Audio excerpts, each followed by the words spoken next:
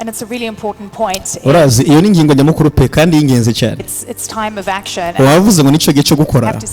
Ariko nanje reka mvuge ni. You know, when you mentioned pandemic. Urazi igihe bavuga iby'ibiza byabaye. There was a wake up call. Habaye umuhamagaro wasa no gukangurira abanyafrika kuvyuka nyine. Kandi twahabonye ibintu bishi byagiye bihinduka.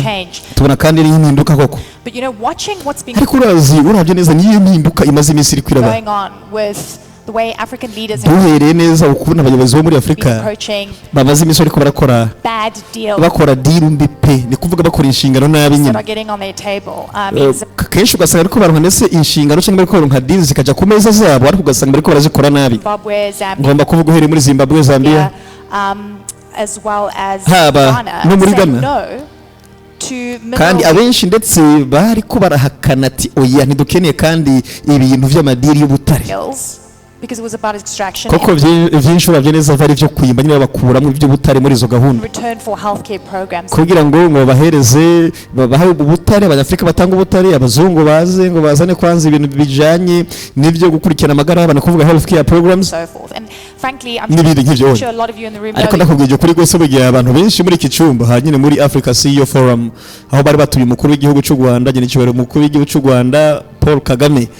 Ariko aravuga rero umunyamakuru ariko aramubaza kandi bakomeje kuvuga cyane n'ukuntu abanyamahanga bakunda kuzana amatekinike cyangwa se uburyo bwo gukanga no gukandamiza abantu kandi ayo matekinike yakomeje gukoreshwa cyane n'abanyaburengero cyane cyane Amerika niyo ikunda gukoresha amataktike nka muza n'ubwo butare bwanyu two turabahereza ndetse gahunda z'ukuntu y'iby'ubuvuzi bizogenda tuborohereza muri izo gahunda and at this point in time ariko bigeze muri iki gihe we know that turazi neza yuko Afrika bari kuyibona nkaho umengo ni kibanza abantu bakwiye kuza bagakora benje bashaka but African leaders are saying no ariko abayobozi ba Afrika benshi ariko baravuga bati oya also threats about sanctions kandi baravuze banakanga kandi bwe nibazo byinshi bijanye n'ivy'ibihano kandi bikomeje kuza mu buryo bwisubiramo not only against African nations niyo ntabwo gusa bariko baragwanya batanga ibihano ku bihugu byo muri Afrika gusa but other countries n'ibindi bihugu birahari Rwanda yourselves mu Rwanda mwebwe ubwanyu rero are dealing with US sanctions kandi muri ko muraraba ko mushobora gukurikirana mu nakemure kandi ibibazo mwatewe na Amerika ni kuvuga ibihano mwatewe na Amerika since March this year uhereye mu kwa gatatu uyu mwaka turi nyine with the issue regarding the DRC rero ni kibazo kandi babashize mu bihano bivanye n'ibibazo byerekeranye na Kongo ni kuvuga DRC RDC. Take me through how you're dealing ubwo ndakeneye unjana neza unyereke ukuntu muri ko murakemura ibibazo byo muri Kongo nyine muri ko mabikemura gute this new geopolitical tension uravye neza ibibazo biri ko biraba muri geopolitique mu karere there's a belief that aho ndetse hariho amajambo yizegwa right is right yuko aho ndetse hariho kwizera kwasanze ku isi usanga that might is right ni kuvuga abakomeye ntibigera bibesha nimba mbere kigufatira ibihano ubwo bifashe nyine ntiyibesha ariko kuri hanyuma and the big can control maze babandi banini ni kuvuga ibihugu bikomakomeye nyine bifise ijambo ku isi ni kuvuga ngo abakomeye nibo bayobora noneho kandi ugasanga babandi banini cyane babandi nyine nibo banini nibo bakuru ugasanga nibo bakomeye kandi ugasanga nibo bayobora nabo bakontorora everyone else ugasanga nibo bakontorora hafi buri umwe. Well, it's a crisis in a sense. Urazi uko bigaragara ni ikibazo pe ariko brought about by ni ikibazo cyazanywe na cyakiro nyine cyo muri Afrika not leveraging our capacity twebwe ntabwo turi kuturabaho twishinze ububasha bwacu nyine dufise tubukoreshe natwe neza imbaraga turimo ntabwo turi kuzikoresha neza energy of the people of our continent kandi urazi imbaraga ntabwo turi kuzikoresha neza imbaraga z'abantu bo ku mugabane wacu nyine dusa nkaho mengo twarakingiranye nka kandi urabona iyi ni situation usanga the powers that be are holding a whip ugasanga babandi bakomeye ni kuvuga ibihugu bikomakomeye nyine nibo basa n'abafise ikiboko mu biganza byabo ugasanga bafise ikiboko mu biganza byabo ugasanga bariko barakoresha ico kiboko nyine bagenda bakubita beat up whoever they want to beat up ugasanga abo bakomeye bafise ikiboko mu kiganza bagenda bakubita canke bahondagura abo bakeneye guhondagura nyine niyo kuvuga ati ibihugu bikomakomeye bigira ko byo bifise ikiboko mu kiganza bigenda bikubita kubera bigira ko bikomeye bikagenda bikubita abo bashaka gukubita nyine in order to They are no longer even hiding it. nta nuko bakibinyegeza kandi muri iyi minsi ngo za gahunda ngo ni diplomasi ni biki ngo oya ntibakibinyegeza bakubita uwo bashatse It's just in the open. babikorera ku mugaragaro nta byo kunyegeza urazi Like in the situation you are talking about, nka situation uri kuravuga we have in the region. situation dufise ngaha mu karere The mu karere ka other Kongo places that aha nyine muri akarere ka Kongo in a way ndetse n'ibindi bibazo of Rwanda and other countries aho usanga ibibazo bimwe n'ibindi biri ko u Rwanda barushiramwo in our region. n'ibindi bihugu nyine mu karere k'iwacu Yeah. yego Sanctions, y'ibihano one has, first of all, are they justified? And ubwa mbere kwanza bagomba kwibaza ibyo bihano biciye mu muco it is not just in this case of Rwanda, si ibi gusa mu rwego rw'u Rwanda gusa ngo muri uru rwego rw'u Rwanda oya cyangwa muri ikibazo cy'u Rwanda oya in other cases. hari n'ibindi tworaba Times, sanctions are just applied rimwe rimwe ibihano in a case of hari igihe usanga bikoreshwa mu the one who provides less than the other. hari igihe usanga ibihugu bikomakomeye biriko birahana ba bantu nko muri Afurika nyine ugasanga ibihugu bikomakomeye biriko birahana ba bandi batanga bike gusumba abandi ni kuvuga wowe nimba watanze bike abandi bariko baratanga vyinshi nyene by'ubutunzi nimba ari ubutare n'ibiki bo batanze vyinshi bo ntibahanwa wowe utanze bike ugasanga ibihano biriko birakogwa kuri wowe ni uri kurahanwa wenyine. Yes, so it goes in the favor. Ugasanga ibyo bintu rero ubutanga vyinshi wewe we nta mahoro nta kibazo pe highest bid aho udatanga vyinshi nyine. Somebody knows they will extract. Uyu muntu azi yuko azokwimbura vyinshi canke azokwimba vyinshi mu birombo runaka canke ugasanga azokwimba vyinshi mu ahantu runaka abantu nk'abo onye Certain place they will be more favorable to that place even. Ubwo rero yamenye uyo muntu runaka azokura inyungu canke azokwimba vyinshi aho hantu aho nimba azokura vyinshi ahita akunda uwo muntu azokwimba k'ivyo bintu canke azokura k'ivyo bintu If they are the ones in the wrong. naho busanga abo onye bazokugwa ko vyinshi aribo bakoze amakosa ayo makosa ntabagikora. Do you believe that all roads lead to mineral deals? Ese urizera ko izi diri zose ziriko zirakogwa n'ibihugu bikomakomeye zose biga zerekeza ku mabuye y'agaciro? Is that what you're saying? Nibyo uri kuvuga? I mean, it is in the open. Byose biragaragara nta byo kuvuga ngo hariho guhishahisha kandi ni ibintu bigaragara biri kugaragarira bose izi diri zikogwa zose n'ibihugu bikomeye ziganisha ku mabuye y'agaciro nta kindi. Biri kumugaragara. I don't have to say much. Reka si ngombwa uvuge byinshi. In some cases to Mu buryo bumwe, in the very old days. hari igihe usanga ndetse bagikoresha bwa buryo bwa kera muri ya misi ya kera nyine pe atakira yahinduka. Here there is a lot of cynicism in this. Kandi uraveneza harimo ubwibone cyangwa ubwiyemezi muri ibi bintu.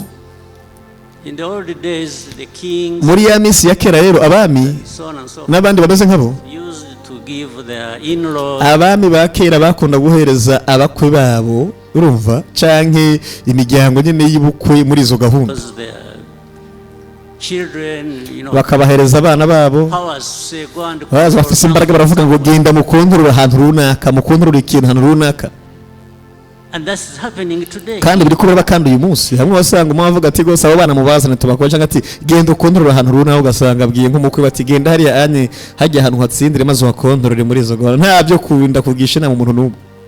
Yes, they just bo gusaba give somebody say go and bahereza bakamubwira ati genda ukora ikintu runaka genda ukora ivyo ushaka byose nta kibazo na kimwe in that region. genda ukora ivyo ukora muri kaya karere. Africa is treated. Uko niko Afrika rero ifatwa.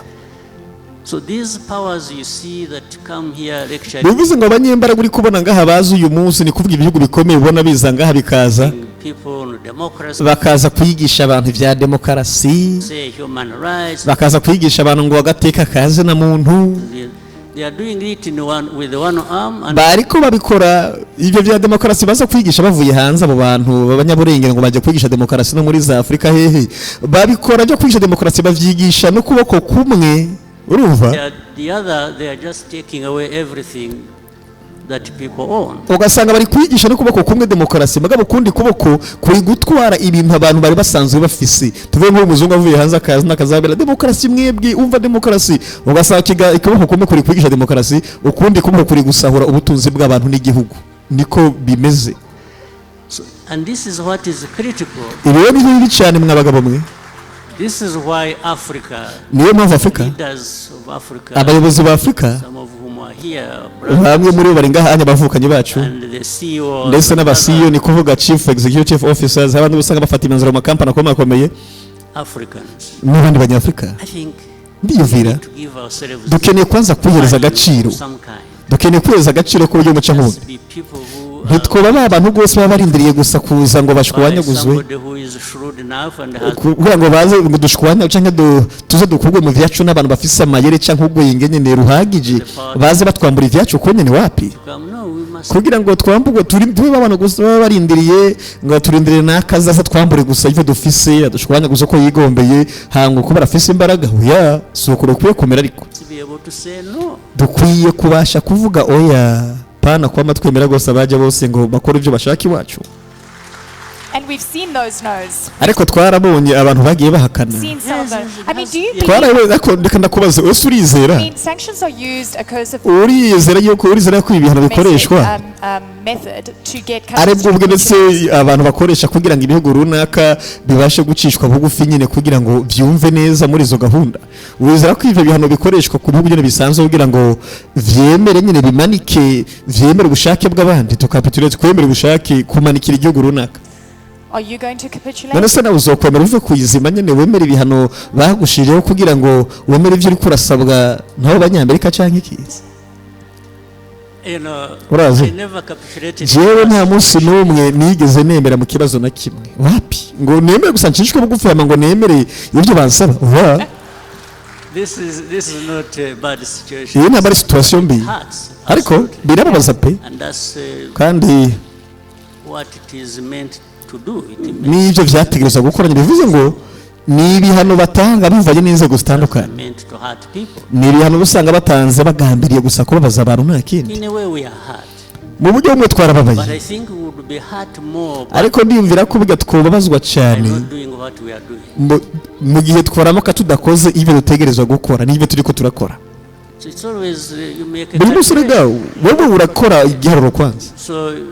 And it is not so difficult. Kandi uravireza ntabwo bigoye kuvuga oya umuntu ashaka aravuga oya nyine. In fact it costs more to say the wrong thing. Nagira nkubwire ngo bisaba vyinshi bigutwara igiciro kinini kwemera cyangwa kuvuga ego uvugira ego ikintu kibi. Bigusaba vyinshi mu buzima pe. Bigutwara igiciro kinini. Turi ngahanye. But all these things come to pass. Ariko ibi byose biraza bikarengana. In one form or another. Mu buryo bumwe cyangwa ubundi. Even those who have been given. Naho benshi bagiye bahabwa impano yo kwica ibintu no kutwangiriza ibintu. One day. Umunsi umwe. They not live long enough. Ntabwo bazoramba bihagije kugira ngo babone. The gains from exploiting. Ingaruka. Ni kuvuga abo badusabye byinshi bagomba dushirako ibintu byinshi. Umunsi umwe ntibazoramba ngo babe hegere kirekire ku buryo bazobona ingaruka zavuye mu kwiba abantu no kubakoresha. Ntabwo bazaba bakiriho kugira ngo babone ingaruka mbi zo gukora ibintu bibi by'akarengane. Ndumvira ko twebwe buri gihugu cyo muri Afurika cyane cyane kandi n'ababandi b'ingenzi hariho byinshi bijya twokora kugira ngo tuzamure Afurika tuyigeze hejuru twishire ku rwego aho Afurika ikwiye kuba iri. Kandi ibyo ntabwo ndabyitaho cyane. Abanyabubasha bibwira ko ari bo bayoboye isi sariya umenyereye umufuko wabo nyine ntawe umenga isi n'ijuru n'ivyabo n'ibindi byose. And I hear you loud and clear on the hypocrisy and the contradiction in terms of kandi ndikumva cyane mu bintu by'ubujyajya ndetse no kuvuguruzanya bigeze ku mategeko mpuzamakungu mu gihe cyose akoreshwa mu bihe bibereye cyangwa mu gihe usanga bayangije ayo mategeko mu buryo bumwe cyangwa ubundi. Twabonye byinshi nk'ibyo mu mategeko mpuzamakungu mu isi. Aho turi kubona aho turi kubona rwose bugiye amategeko iteko igenga isi riko irahindurwa uko turibona aho usanga ibigo bikomeye biriko biragenda babicarenjinga nyine ugasanga biriko birashwanyagurika navyo. Ariko Afrika uruhara ishinzwe n'uruhe bigeze ku mategeko mpuzamakungu aya bintu bihinduka tubiraba nyine mu maso yacu. new ese world urakeka muri yose nshasha because it feels like it's never kuko been. bigaragara ahubwo nta nubwo kandi mumve turi kubona amategeko mpuzamakungu ariko arahindagurika ibihugu bihindagura imigambi n'ibiki urakeka Afurika izokwigohe muri yose nshasha kuko n'ubundi ntabwo bikiri imwe vya kera kandi ntabwo bizongera kandi kuba nk'amategeko ya kera n'isi ya kera ibintu biko birahinduka. My view warazo ko mbona ibintu is that nuko these pressures ko kudushiraho igitutu that we get from the rest of the world, kudushiraho igitutu biva ku isi nyine Afurika I think ndakeka is being, ndiyumvira ko reminded to wake up. Afurika iri kwiributswa ko ikwiye kuvyuka. Kudushiraho igitutu rero ntabwo gusabira kugira ngo tugaragare nabi. Ndakeka bari guhatiriza Afurika kongera kandi kwiraba yo muri yo nimba turi gushigwa kw'igitutu hirya no hino ku isi ivyo biri gutuma Afurika yibuswa ati Afurika vyuka urumva What we have, kugira ngo turabe neza ko dufise twirabe indari muri twebwe do what we need to do dukeneye gukora iki rero to find a good place for us dukeneye kurondera ahantu heza kuri twebwe world of those injustices. muri yasi y'akarenganyo. Afurika rero iriko iraba yiraba indani kugira ngo imenye ko ari vyinshi igomba kwikorera cyane cyane mu gukemura ibibazo turi guhura navyo. Je ndimvira ko dushobora gutuma bicamwo tukanakorana kugira ngo tuje kure kugira ngo tuje kure kuvuga ivyo tuzi kuko hari byinshi tuzi hari na byinshi tuyaga ko ariko dukeneye gukora byinshi birenze ibyo pe. Tugero tuje kuri ka gace kihariye nyine ibyo kwiduje nko kunanirwa tubivuge ko nabyo dutanga urugero kandi numwe n'ibindi tuvuga inkuru nyinshi rwose pe urabizi na hano twakomeje kubona kandi bijya byinshi mu bintu by'agatangaza nyine iterambere. Nose urakeka secteur privé yoyo hari ikibazo ko bigitogera kuri rwa rwego aho hashobora kuba ba champions uri kuvuga intsinzi z'abanyafrika nyine aho dukeneye muhawa mukeneye kwishira mu rundi rwego nyine rwo hejuru. I think private sector is doing a good job. Je ndakeka mu bindi bice bituraba bimeze neza nta kibazo turi imbere the public sector kandi ntabwo turi kure cyane y'ivyo abantu bose rusanga inyungu z'abantu bose rusanga mu majambo yumvikana. But we could be served much better ariko tutari gukora cyane birenze by finding a way to mu kubona uburyo twozana private sector and twokwegereza private sector hamwe na public sector. Ni ukuvuga ngo babandi bikorera twabonye ni kuvuga private sector babandi busanga bafise ama business ari mu gihugu nyine yikorera twabo iki ibintu y'amashiramwe yigenga ategamira leta muri rusange. Hakaba kandi cyo bita ngo ni public sector bya bintu busanga vyegamira leta nyine ngo turi ko turabukuru cura gufata ni kuvuga babandi bikorera twabo na babandi bakora twa leta tumere nk'abavyegereza kugira ngo bifashe abantu and benefiting each other kugira ngo abantu batangura ubungukire kuvuga abikora twabo haba bakorera leta bose turabukunda twovyegerezanya kugira ngo abantu bose bungukane ko. When you look at the needs of the continent and so I want to thank the private sector. The private sector they are actually ubwo buce usanga turi koro twacu n'abantu gose usanga bariko barakora babandi bikoro twabo barakora baca muri byinshi hari nigo usanga bariko barahura n'imbogamizi zagiye zitezwa n'aya mashiramwe ya leta nyine. Ariko mabari yaramutse adahari bivuze abikoro twabo bazoba bari imbere cyane kandi bimeze neza. Ubwo rero kandi umugabane wo muri Afurika uzomera neza bigende neza. Ubwo rero umuhamagaro wanje kuri twebwe twese nuko ndetse twoshira hamwe ni kuvuga bikoro twabo n'aya mashiramwe yegamiye leta byose bigakora kugira ngo turabuge ducura gutuma business ikorwa neza. Ubwo ndumvira ko nshobora kuba ngiye kubishira neza kugira ngo abantu bose bavyumve nkuko ndetse kare mwabiyaze ko naba bandi muri twebwe tusanga tubarizwa mu vya leta hanini. Ubwo dukeneye kwanza guhuza neza inshingano zacu tugana neza muri ka gace nyine ka ba bandi bikoro twabona natwe dukora ivya leta tubise n'ababihuza nyine. Ivyo ni bike mu vyavuzwe n'umukuru w'igihugu nyene cyubahiro umukuru w'igihugu cy'u Rwanda Paul Kagame muri Africa CEO Forum. Ubwo nimba utarakora subscribe banza baho umunsi wikore ibisigaye nta kiganiro kizogucika naho butaha.